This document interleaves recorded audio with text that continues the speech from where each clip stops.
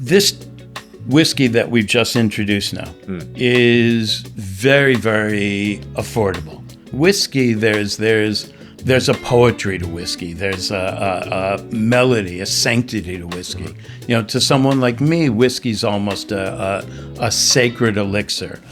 Good morning, Vietnam. It's Hảo, your host of the Vietnam Innovators podcast. Thank you for tuning in every single week and supporting the pod. Without you, this would not be possible. Today, we're back in the studio after being off-site a few times. Very happy to be back in the office. And we're welcoming a guest here, Michael Rosen. He is the founder and CEO of Vad Spirits. Welcome to the podcast, Michael. Thank you, Hal.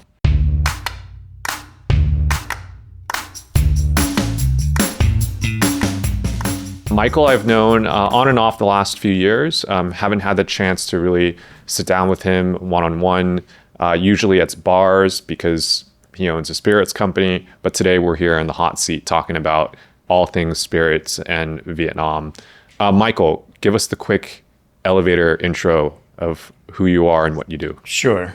We've built Vietnam's first and only full-scale single malt whiskey distillery. We're one of only two in all Southeast Asia. That's 700 million people. And there's a giant and there's us. And we're making what we're sure and hope and know is world-class whiskey. Okay. You know, my first reaction when you say that is like, wow.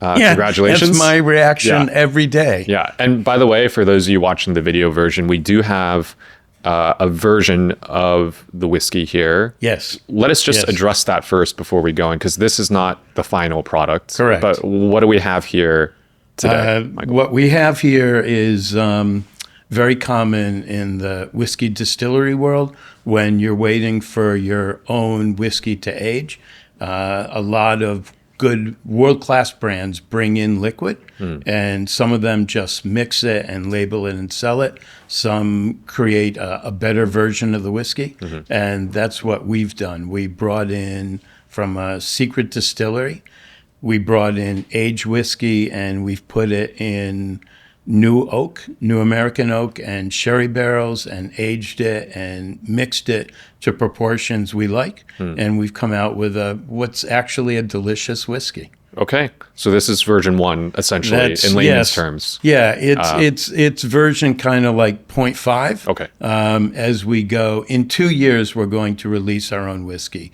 In Tet, New Year's in 2027. Okay. And that will be a magnificent whiskey, we're sure. Okay. Actually, because of some wonderful things that have just happened to us recently, we're sure it is. And this is a step along the way. That one significant thing, let's just touch upon that, and we'll talk about in detail. Sure. I understand you guys were just awarded at the World Whiskey Awards in London. It's a global program. Yes. For the new age, new make. We, pretty incredible. I think we're still shocked and extremely happy over it. We won the world's best in the New Make and Young Whiskey Award category. And that's the World Whiskey Awards is really the preeminent show in the whiskey world. It's the one that has made a good number of brands. So it sounds like the price of the cask will skyrocket. Yes, yeah. So if you want the cask now, the price is set at this introductory offer for a while. The end of this month, Yeah. We're planning to increase the price of the barrels that we're selling. We're pre-selling barrels. A lot of young distilleries do that because the cash flow dynamics of making whiskey are insane. I mean, like literally insane.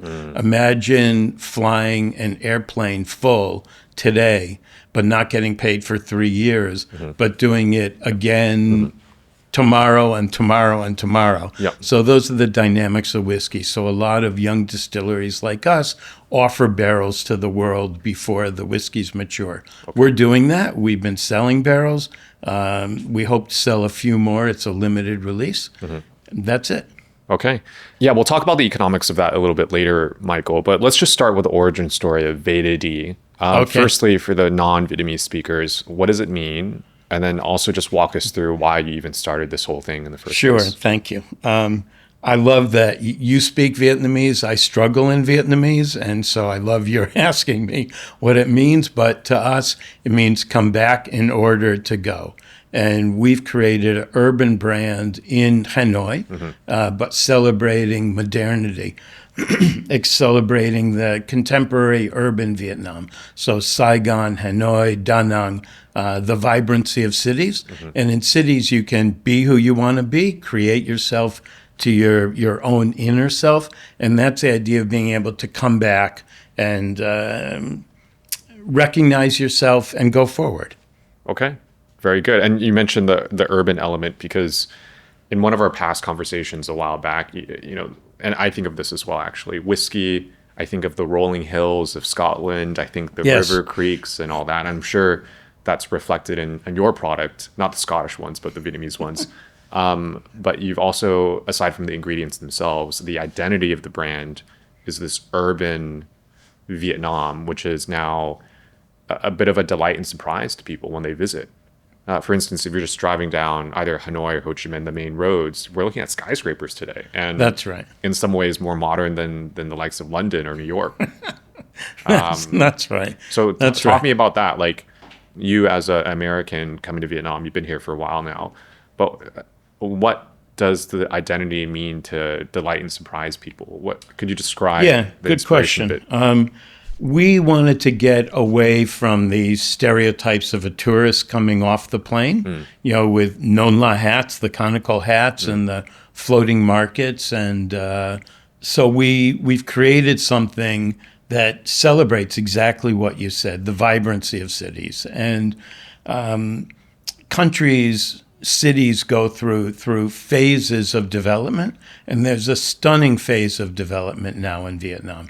And you know it because in your organization, it's filled with young people like you, and educated, bright, energetic, and that's what we've tried to capture in our brand identity. There's a sense of whiskey that it needs to be rural, but a lot of the best distilleries in the world aren't rural. They're in urban settings, and that's what we've embraced. You mentioned earlier too that VDD is the first of two in Southeast Asia. Yes. Just a quick one. Where's the other one? And that's just a short little plug, just to Sure. understand geographically. The other, we actually thought for quite a while that we were the only people on this island of whiskey making in Southeast Asia. Then we heard that there's actually a giant living on the other side of the island. It's Thai Bev. Thai Bev okay. is the oligarch, the monopoly in Thailand, and they've started a single malt whiskey distillery, and they just put out a couple single malts in Thailand. They put them out in Thailand, and they're selling them internationally. Okay, cool. Is there perhaps a rise of these single malt distilleries? Because I think for the global audience listening to this podcast, perhaps they're sitting in the UK or the US, there's hundreds, if not thousands, maybe even more than that. And then they're like, oh, only one in Vietnam? Yeah. Two Yeah. in Southeast Asia of 700 million people? Why do you think that is, firstly? And do you see more coming on the way? I hope that there's more, but I hope that there's not more tomorrow. We're putting down 500 barrels a year. We have I'd say about 500-600 down now. Okay. And I hope by the end of next year we have down more than 1,000. And it takes time for whiskey to age. In this climate, whiskey ages much faster than it would in Scotland. Okay. So I hope that there's more people in our world, but not too soon. I want to get a head start. Yeah, and that head start, I mean, it's still years. Yes, Two, it's 3 still years at least. Yes, yes. This is as a friend said, making whiskey's a marathon. It's not a sprint. I think for the average whiskey lover or just spirits lover, they sometimes get confused about what true whiskey is. There's terms like distilling, aging, being put in the right barrels and where Yeah. they are barreled, and bottled for that matter. Could you just clarify that for us? Because to own that title of the first single malt distillery in Vietnam, it's a big, bold statement to own. of course. But walk us through the distinctions of that, just for the average person to understand it better too. So whiskey's really distilled beer, and a lot of small distilleries don't make their own mash, their own beer. They may buy it from a brewery, and we make our own beers. Actually, that's something very distinct to us, and it's why we won this award in London. Our distiller is a eau de vie person, meaning he focuses on really clear, delicious spirits that carry the flavor of the ingredients. And so we start out making different types of craft beers. So we make a pale ale, a brown ale, and a imperial stout. And we distill those. Distilling it sounds like magic, but it's really not so magic. It's just a big pot. And when the Scots talk about pot stills, it's really just a big cooking pot and thousands of liters. And so we pour this fermented beer into these pots and we boil it. And it's a sacred magic that alcohol evaporates at a higher temperature than water. So when you start this pot boiling, the alcohol comes off first. And all those long necks of a still just capture the alcohol. So the alcohol goes from like an 8% from the beer to a 20% in the first still to 70% in the second. And that 70% clear liquid, and it really is clear. It looks just like vodka or gin or rum. That's what you put in the barrels. And the barrels dance with the liquid over years. So it's a long monogamous dance. And what comes out at the end of the years is a brown, luscious single malt whiskey. Thank you for walking us through it. I feel like I can make like a 30-second animation video to just illustrate the words that you just shared. You can, and the dancing. Yeah, perhaps it's a slow dance. Yeah. But in the summer, they dance really fast. Okay. You know, the liquid and the wood. And then because the temperature, it's a chemical reaction. And as the temperature goes down in the winter, they start to waltz. And then they start to tango again in the summer. That makes a lot of sense. So, of course, historically, whiskey's been made in colder temperatures. And, yes. And there's probably a cultural reason for that or historical, whatever it might be. And now, like the new world kind of whiskey where it's warmer climates. You know, for instance, I did a little research before this. Some of the top whiskey producers in the entire world are now like in India, which of course is very warm. Yes. And there's probably reasons why, like the British influence from the past, maybe they like whiskey a little bit more. So there's a lot of whiskey being made over there. But that'll be interesting to see the shifts in consumer habits and manufacturing processes too. So really cool inside look. And Michael, you mentioned that VDD makes its own beer. So that's a bit unusual, it sounds like, for whiskey producers? For a full-scale distillery, that's what a full-scale distillery does. Right, that's normal. If you start out with less scale, less capital, you're trying to save money. Instead of building a full-scale brewery, you'll go to the craft brewery down the street, knock on the door and say, can we buy some of your beer? So it sounds like your product is not going to be cheap to make. It's not cheap to make, and do you make the beer and serve it as well to customers? Only on distillery tours. Okay. Come for a tour. Yeah. And so as we walk people through the distillery, we offer them whatever is coming out of our fermenting tanks. Okay. So we can try the beer if on the tour. So yes. that tour is, by the way, just a stone's throw away from Hanoi. So if you're in Hanoi, maybe you can reach out to them.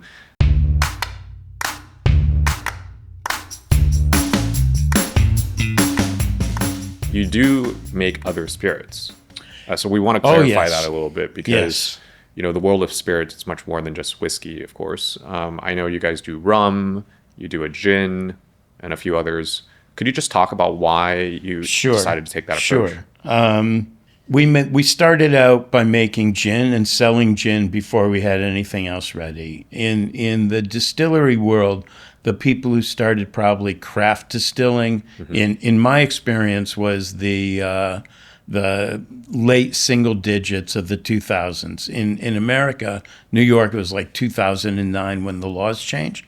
And so people built whiskey distilleries, but in a cold climate like New York, it would take 6-7 years before you really had good whiskey. So people had a long road ahead of them. And gin is fast and easy to make. And so you make the gin, you sell it, you hopefully make money to supplant your whiskey. Okay. We did that.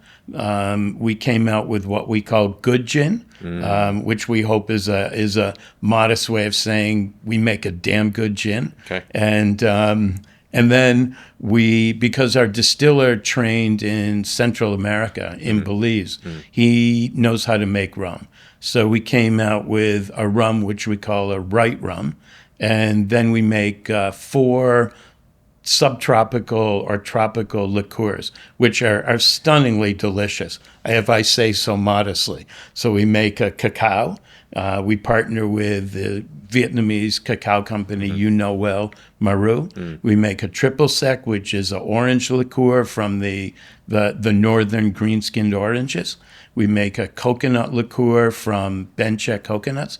And we're just introducing a coffee liqueur, which is, Vietnam is such a coffee culture.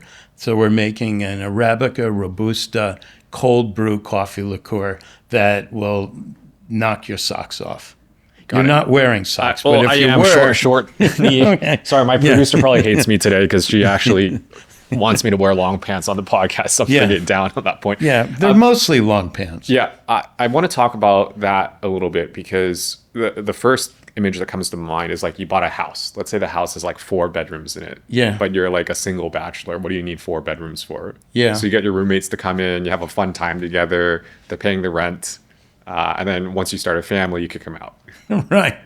Is that kind of what you're doing? Actually, you the kick them out part's interesting. Okay.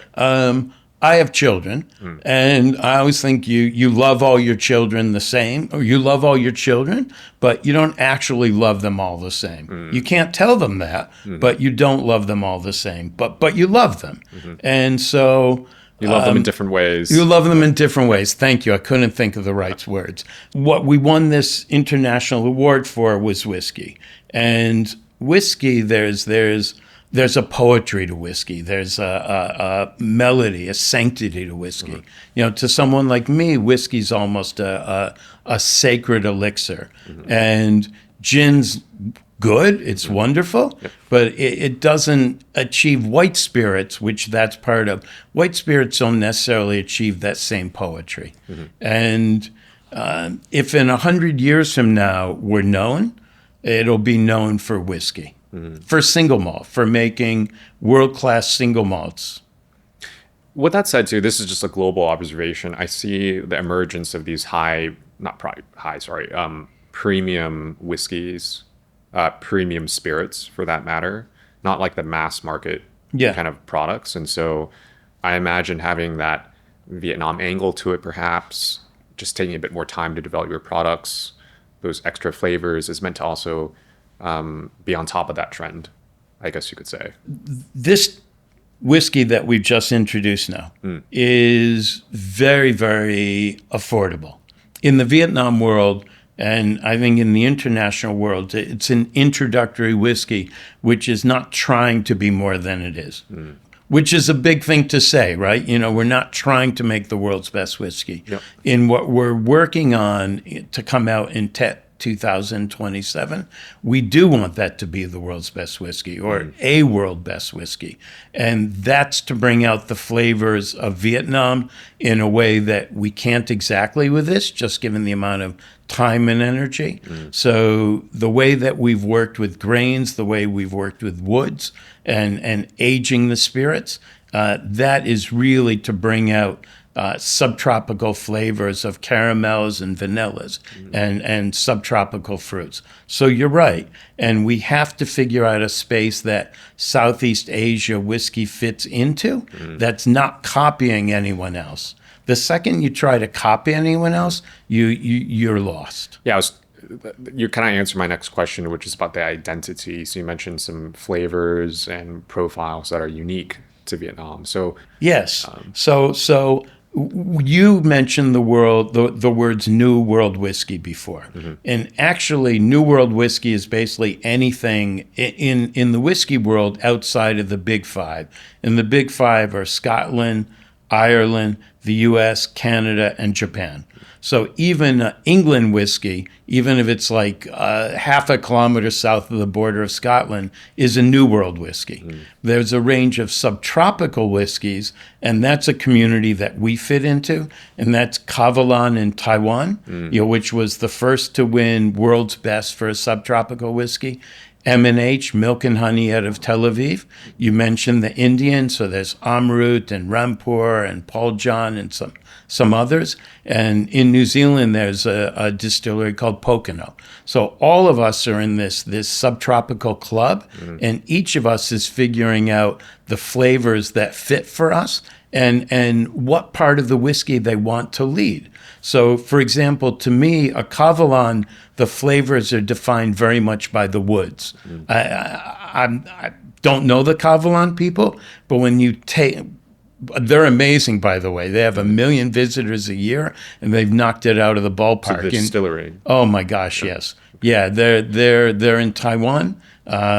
They're the inspiration for people like me that you can be in the subtropics, but they lead with woods.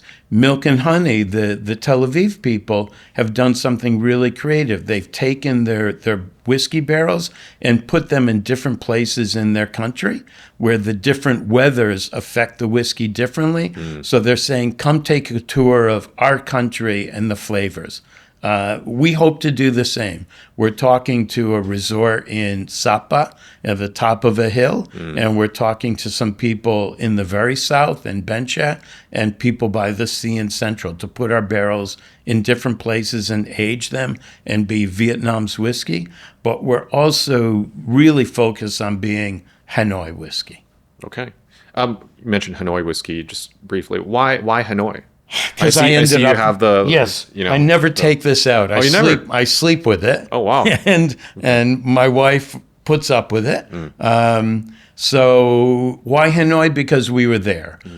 When I was a kid, which is like your age, I was a professor at New York University. And I left being a professor and I started being a real estate developer. And the first building I built in New York was on the Lower East Side. It was 13 stories. And before the building was finished, when the superstructure was just up, in the dark, I snuck into my own building once with a flashlight, went up the steps to the roof and lied down on this, sort of wet cement floor, which the roof, looking up at the stars with a bottle of whiskey. And I said, I was enjoying the whiskey by myself. And I said, I'm going to start a distillery one day. And I ended up in Vietnam decades later. And I realized no one was doing this here. But Kavalan had pioneered tropical distilling, Milk and Honey had. And I thought, I can do this here. Oh, thank you for sharing that story. But that's it. Yeah, sometimes it takes some time to discover that. But okay, so you started this distillery 4 years ago, 3 years ago? We started 4 years ago, but for 2 years, it was just talking with friends across a table. Right. There's a American barbecue place in Hanoi called Moose and Roo. Yes, yeah, I know that Okay, so moose not in America, kangaroos aren't in America, but Moose and Roo. And I was just talking across the table because it was during COVID. Okay. So we really started about 2 years ago. Okay, fantastic. I think a great lesson for especially all the younger, quote unquote, people like me. You can still realize your dreams at decades down the line. I'm not going to reveal Michael's age.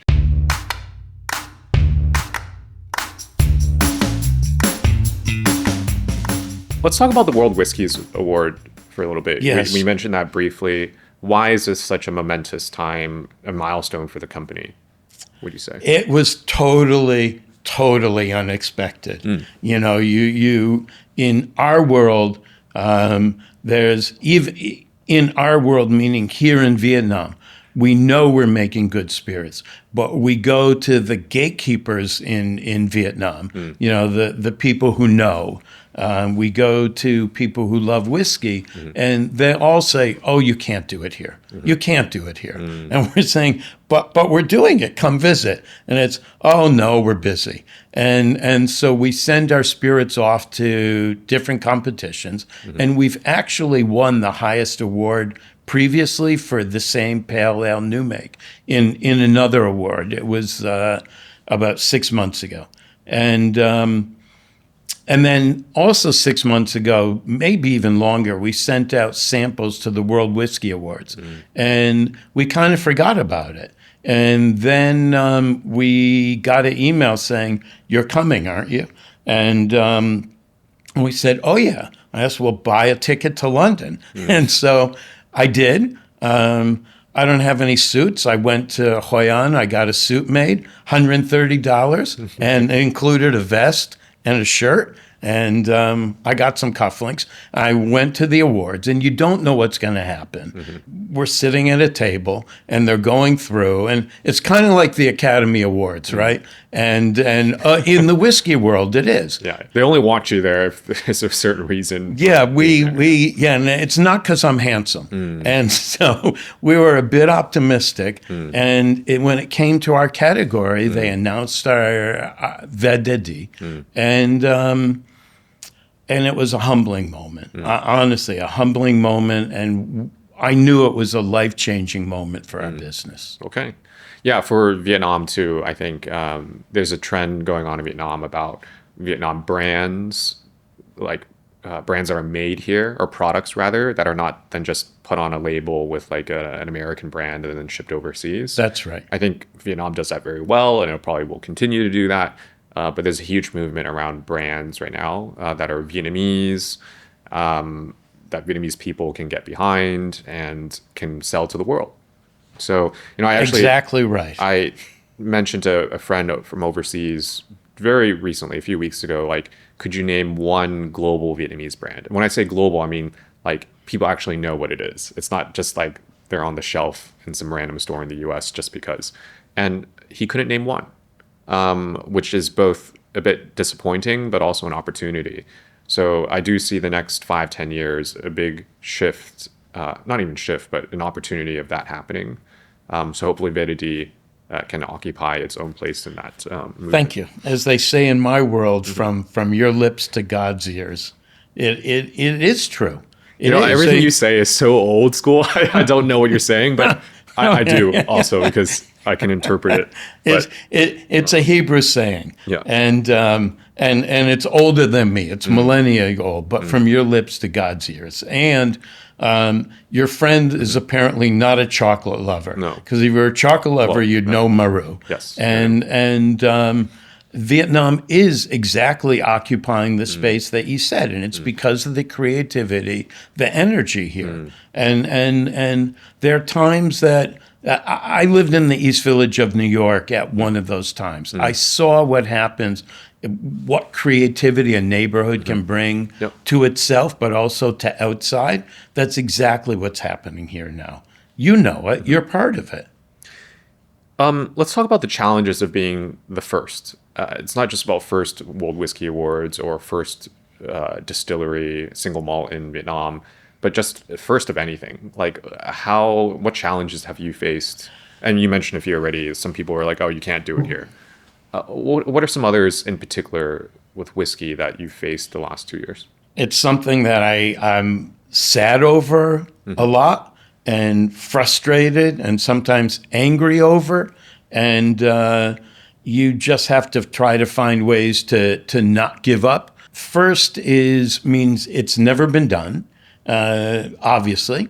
And it also means, are you too early? The bleeding edge versus the cutting edge. Are you going to get cut so badly that you may not survive?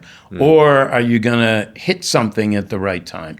And in business, as you know, no matter how smart you are and how hard you try, there's also an element of luck to it. And there really is, like the World Whiskey Awards for us, and unexpected. First means a lot of people who just say no. It can't be, because it hasn't been done. And so we can't make good whiskey here, can't get people to believe that it's good. You can't survive in the other products that you make. Somebody who's a distributor in Europe doesn't necessarily want to bring in Vietnamese liqueurs because they're made in Vietnam and they can't be good. And you know the truth of this place here is that also there's a bias here, as there are in a lot of countries when they go through development, that even the people who are wildly proud of being Vietnamese they prefer to buy a product from outside that has The fame history to or it. quality or exactly. whatever. Yeah, I couldn't find the right word. Yeah. And we're saying, but us. And they're saying, oh yes, but you're not a Patek Philippe. You're not a Patek Philippe. You're not a Hermes. And then we say, yeah, but in 100 years we will be. And then they say, yeah, but it's now and you're not. And so I've even said to people, buy a barrel of our whiskey now, because in 100 years we're going to be looked back like Suntory or Nikka are. They're two premier Japanese distilleries. And I know that's a ridiculous thing to say to people, but I believe it, and I want to find a way to give people perspective on history. But our brains don't work that way. As a species, our brains don't work that way.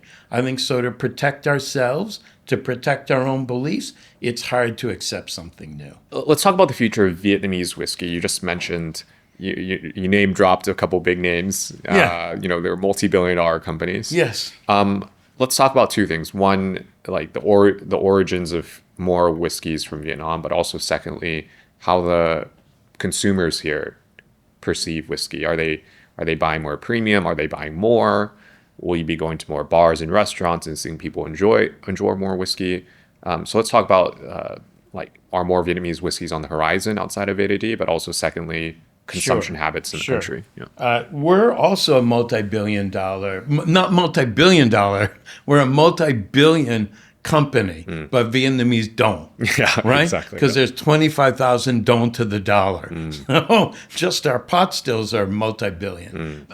Since we introduced the distiller's choice, we started to get a lot of people, and I really mean a lot of people, reaching out to us to try, to own, to buy the bottles.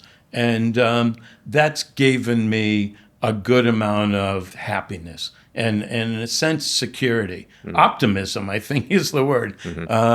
Because, slogging up the hill every day of, no, you can't do it in Vietnam, does get sometimes overwhelming, a bit depressing some days.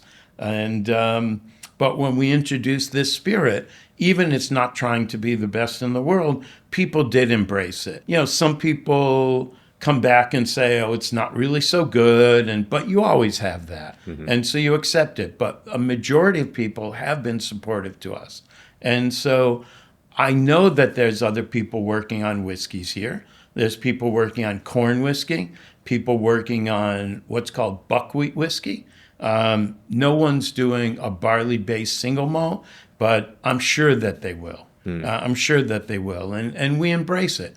There's hundreds of distilleries, in Scotland. There's probably thousands in the U.S., and the people who make good liquid will figure out a way to survive. So I want more. I'm happy with the first, but I want more. Sure. Yeah, more just helps educate the market, and eventually when people see the range of options, That's right. They'll make their choices. So That's right. We've just crossed almost 50 minutes on this podcast here. Okay. I have one last question for you, and then we'll wrap it up. So we have you on the podcast today to share about your expertise about whiskey, about building a business in Vietnam, and on all the other touch points today. What's something that you would like to know more about so that we can invite a guest in your seat so that you can listen to the podcast and learn a thing or two? I want to know how to create a trustworthy brand. And if I could say it again, I want to figure out how to create an emotional, truth-filled brand. The way that people feel is a sense of integrity, too. There's no rule book on it. I very much want to understand that at a deeper level. Okay, very I good. don't know if that sounds coherent or No, not. I think that was very authentic. Thank you. Yeah, I mean, you've clearly been thinking about it, so that's good. But, Thank you. But it's a heartfelt answer, and it's Yeah. something that we struggle with. We just can't say, we make good whiskey, believe in us. Yeah, especially when know? your product's more premium, and yeah, I mean it's And the challenge. the world has changed so much. I did this, and just speaking, I did this in real estate in New York, but it was at a different time when I was a kid your age climbing that building. Yep. But the world was not as complex in conveying messages then as it is now. Now it's profoundly complex, Yep. and I don't have a proper handle on that. Okay, well, if anyone listening today is a brand expert or shares the same challenges and maybe just wants to have a therapy session with Michael, you know who to call. I think there's a lot of entrepreneurs out there that face that same question, Michael. So no surprise, but a lot of questions. So if you feel like you have that answer, let us know, and we'd love to either connect you with Michael or even have you on the podcast as well. Michael, thank you for being on the podcast today, and congratulations to all the milestones and hopefully those ahead for Vad future. Thank you. We look forward to having Michael Rosen, founder and CEO of Vad Spirits, on the podcast in the near future again. And until then, you can buy one of these whiskey bottles or a whiskey cask. I don't know the price. You can ask Michael yourself. And go from there. Thank you, Michael, and see you next time. Thank you. Bye, guys. Take care. Thank you.